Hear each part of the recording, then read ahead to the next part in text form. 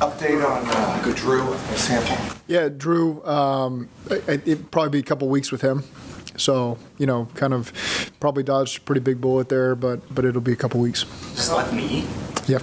Yeah, just got rolled up. It's hard to see on the tape. It's hard for him to remember exactly how it unfolded, but so we'll just get him some rest and see where it goes from there. So no serious structural damage? Just a couple weeks. Father-in-law Mike Sherman was at practice yesterday, and Yeah. very interesting talking football with him. How much football do you guys talk? When we talk, that's oftentimes things we'll talk about, and he's got a ton of experience. He's been in my shoes before, so great sounding board there. And so it's good to have him back in the facility. For 2 years he wasn't able to come in here like everybody else. So I think the last time he was in my office was when we played New England a couple years ago. That's the last time I remember, So for him and my son, he's taking my son up to Canton today and tomorrow for the Hall of Fame, all those ceremonies, and so he's got a player that's going in that was invited him, so he's going to take Brooks up there. So that's why he was in town, and they're headed up there now. What's the next step for Burrow? Next step for Burrow? For Burrow, coming back. Yeah, we'll just take it day to day with him, see how he feels. Coach, that play would be Leroy Butler, is that right? Yes. With Burrow, I was just curious, would there be any thought of having him call plays or do something like that to get him more engaged in practice? I think I don't think that's necessary for him. It's I think he's been pretty locked in and focused, and he's in the meetings and helping lead some of the meetings like he was today. And so he's been plenty engaged, and I don't think we need that to stimulate him. He does a pretty good job of that. Is he, since he's in the building now, are you able to put at least a plan together behind the scenes of what? Just to take it day to day based on how he feels, and so we'll progress. And hate to put a timeline on it, and just again, he's getting a lot of good mental work right now. How does he feel? You'd have to ask him on that one. I hate to speak for him. Your receiving core, yesterday's practice, top to bottom, I think there might have been one drop pass in the drill of I don't know how many throws that I saw. Guys are really, first thing you have to do is catch the football. They seem to be pretty good in that department. Yes, I did think they did a nice job. The routes on air, the ball wasn't on the ground. So that's the standard. Is there's no one covering you. It should be that way. Right. Sometimes it's easier said than done, but our guys are really locked in and focused, especially in the individual portion of things, where we're trying to get in the run of the work before we go to team activities. I think our guys have been really dialed in and focused, and it's not just let's get through this time. It's, let's try to make ourselves better. And the coaches do a good job pushing them during that. And so I've been proud of the work that we get done during those periods. Yesterday wasn't the best day for the offense, but the short yardage segment seemed to have gone well. How happy were you to see that, considering how much you guys have kind of stressed and emphasized that over the offseason? It's easy to the note you finish on is typically how I feel walking off the practice field, and that note wasn't a great one yesterday with really the penalties, and when you're not doing live contact, you probably at the end of the day shouldn't even call a run because everything's a 0-yard gain, allegedly. Watch the tape. I didn't totally agree with all of them. As a play caller, I definitely didn't agree, but it's good work for everybody. I thought the defense really did a good job. They played with great energy. They communicated really well. Offensively, there was some good stuff leading up to that period. It's really the penalties is what ends up bothering you the most at the end of the day. And so that stuff we got to clean up, which we will. It's sometimes you need some of those hiccups to be able to refocus our energy on some things that maybe you're talking more schematic stuff and you lose track of some of the pre-snap penalties, and it's good to refocus on that and revisit it. And it's everybody. It's not just one guy 2 or 3 times. It was about 8 guys at one time. And so that's good for us to be able to refocus there.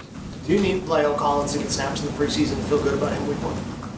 You'd like him to get practice snaps. I don't need him to take preseason game snaps, no.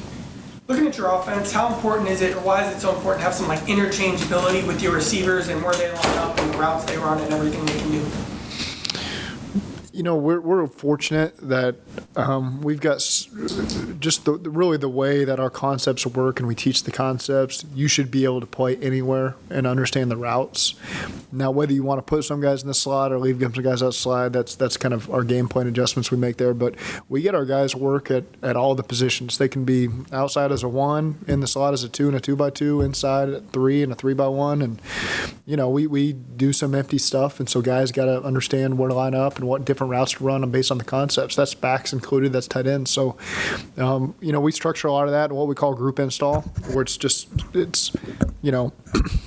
essentially 6 on 0, and that's where we get a lot of work of moving guys around and making sure they're having to think critically before we put them out there and do it in a team period. So, I think our guys handle that stuff really well, and it allows us to be flexible when it comes to games in terms of matchups we may think we create that we like that week, and our guys have usually responded to that really well. It seemed to me that the points of emphasis that you get from the officials yesterday at practice would be more on the defensive side of things, as opposed to like a false start is false start, right? Procedure is a legal procedure. Is that the case? And what did you kind of glean from that? Yeah, I think so. Some of the contact stuff with some new guys. I think Tyson Anderson had a 1-on-1 yesterday where he got flagged for illegal contact, and so it's good just educating some of those younger players on some of the things that maybe are different from the college level.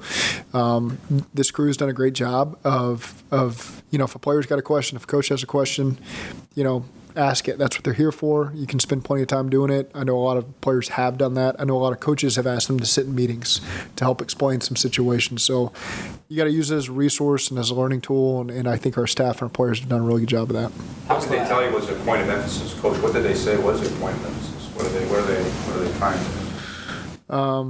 They showed us the video that I think they've shown every single team this year, and refocusing again on the taunting stuff. What constitutes taunting and what they called last year and what they didn't. So again, they've done a great job. The focus has been on some of these pulls as well.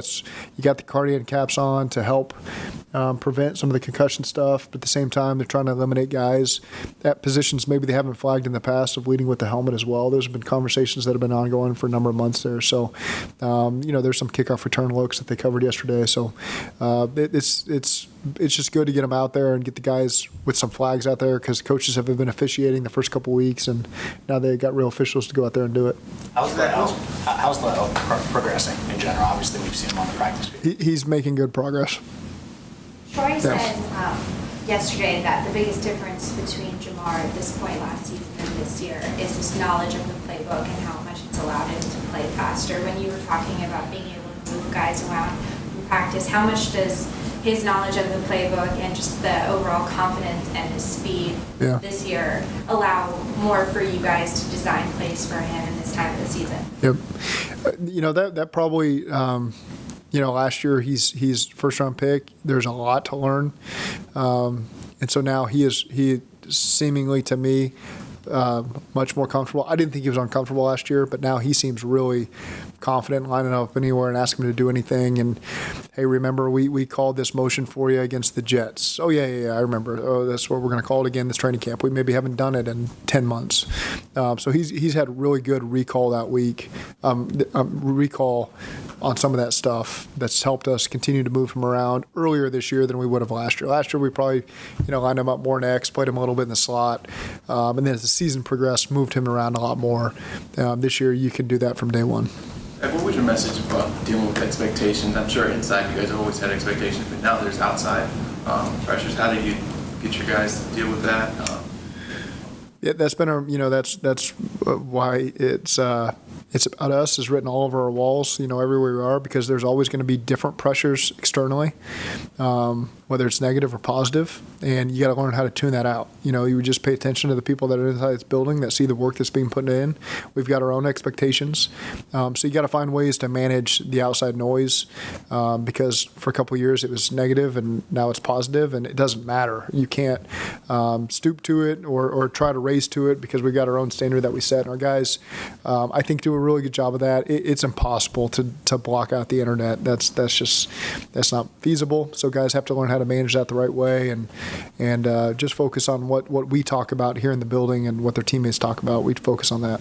What's the biggest advantage in your eyes of Jamar being in the slot or you started talking about moving around, but particularly if you had him on the inside compared to him just being on the outside where we saw him so much last year. Well, he could be an every down slot receiver if you really wanted him to. Some teams maybe would have had two guys they wanted to leave outside and played him as a slot receiver. We've got TB, so now you got two guys that can do that role as well. But defensively, to be able to move a guy around so they can't hone in on where he's at and call their coverages. Maybe it's just zone coverages. You can't just always know where he's going to be. He's always going to be the outside receiver, and so we're always going to call this zone coverage. Or, if it's man, then they got to travel guys around. Sometimes corners don't like to play inside.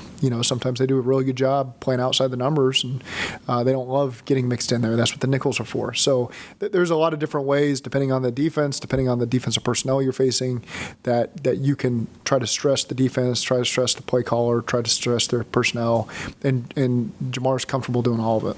You guys speculate when you're going through the offseason, do you speculate you'll see more traveling corners this year with them, just considering? You can make arguments for about every different scheme. Yeah. And at the end of the day, we feel like we've got a really good receiving core that puts pressure on you. And so you feel like we're comfortable with whatever it looks like because our quarterback does a good job distributing it to the open receiver and whoever's got the best matchup and not forcing balls. So, you feel like you're at a good place there in terms of how you can attack people. Since you've been in the league, how have you seen the slot evolve? How has it kind of changed? It seems like it's kind of changed the last few years. You almost get anybody in there now. There's no kind of a... Yeah. I don't know. You've taken me back to my Miami days now. We had Armand Benz in there for a while, a name that's familiar here. He was a big slot that did really well, and then had an injury that took him out of there. And we had Devon Bess, who was much smaller, but he was quick and had great hands. So to me, it hasn't really evolved. It's who is your slot? And there's different body types that you might have that year. Brandon Gibson was another one we had there that was a bigger. He's more like TB size, really, to be honest with you. So it's whatever style of guy you got. You fit your system around that. Try to make the most of it. And so it's hard for me to use the word evolved. It's just different depending on who you got playing that role for you. What does this mean for defenses? Like you face a guy like Cooper Kupp in the Super Bowl, obviously can play outside, inside. Like how does that affect the style of defense looking at the types of slot receivers there are? Yeah, you got to be accountable for the premier players. And so Cooper's a guy, you got to be aware of where he's at all times and have plans for him. And it can be more difficult when a guy moves around from inside to outside to the backfield to wherever, to where all hands are on deck on where he's going to be. So that can provide some challenges sometimes. Do you think it's beneficial for the team in general and the guys to see Joe out there at practice, even though he can't participate right now? They see him inside. They see him in here in the locker room. They see him in the meetings. So I can't speak for them, but his presence is always. We get excited to see him around. He's our quarterback, so it's good to see him around. With all the weapons you have here, Zach, has that at all changed the way you approach scheming game plans offensively? Over the years, like you were referencing, going back to your Miami days. Yeah. We've got a lot of talent, and so you can look at it a lot of different ways. Let's move them all around and have them all do a ton of different things and really stress defenses, or let's find some things we're really good at because we got great talent and we like our matchups. And so let's make sure that they have full confidence in the things that we're asking them to do, and let's do those things really well.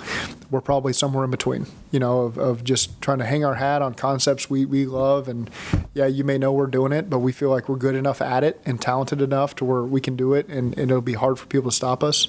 And also moving our guys around to make it challenging, so you don't know exactly where we're going to be at all times. So there's a balance there. Some defenses don't care that you move them all around. They're going to play their stuff, and some do. And so sometimes all this stuff is overstated. Sometimes it's understated. Who knows? Depends on who you ask. But we feel like there's a lot of flexibility with all the guys that we have. That's why they're here, and so it gives us a lot of options as offensive play callers. Last year you said you really wanted the offense to be more explosive. That was kind of your theme last year. What would you say your theme heading into this year is for the offense? Be more explosive. It's you want to be a quick strike team. It's some games are bloody games, and you need them to feel like you could just try to take the top off and score at any moment. You always need that fear in the back of the defense's minds. And at the same time, you got to be able to grind it out sometimes. Like I think of our first Raiders game. That was a grind it out. I don't care what the score was. That wasn't what it felt like. And that was a different style of game. Denver was a different style of game. So we're prepared.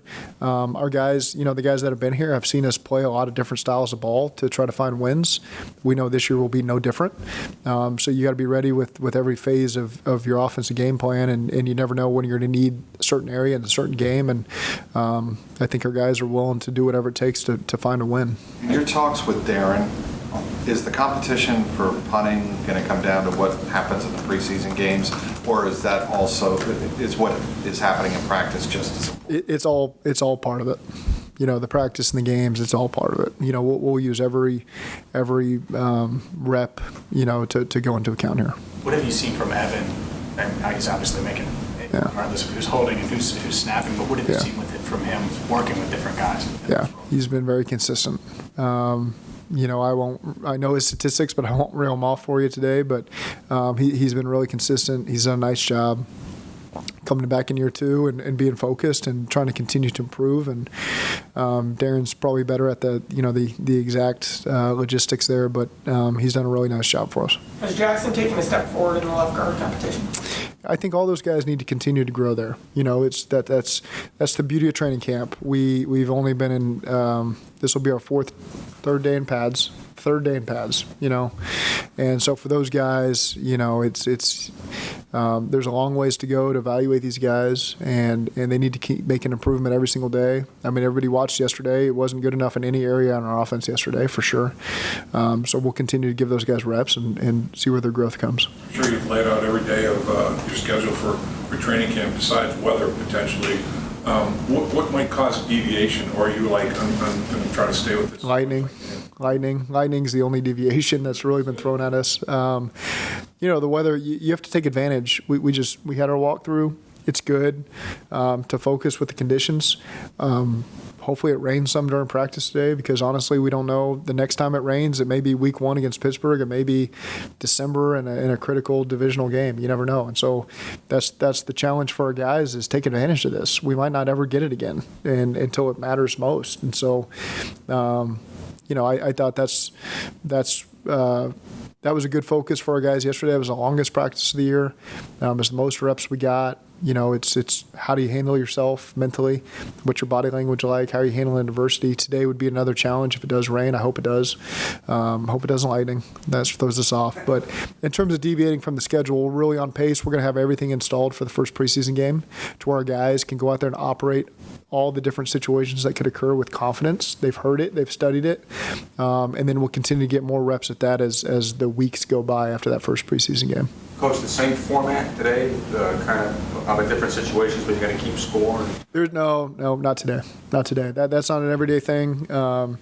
Today, we don't have any unscripted call-up periods. Today is all organized. Today's more of a, I won't get into all that, but today's scripted stuff. But it won't be like yesterday? No. Brooks ever been to Canton? Brooks has never been to Canton. No, I've recruited up there, but I've never. I take that back. I coached in the Hall of Fame game, Dolphins versus Cowboys, and I don't know what year it was, but so I have a lifetime pass to the Hall of Fame there. I lost it. I hope they have my name on record, but I have a lifetime pass to get in there. Yeah, I think everybody gets one for that coaches or plays in the game. Could be a mistake. Maybe they stopped that. Now maybe I'm creating an issue here, but if you win 300 games, they'll let you in. Who's done that? Yeah, a couple guys. Yeah.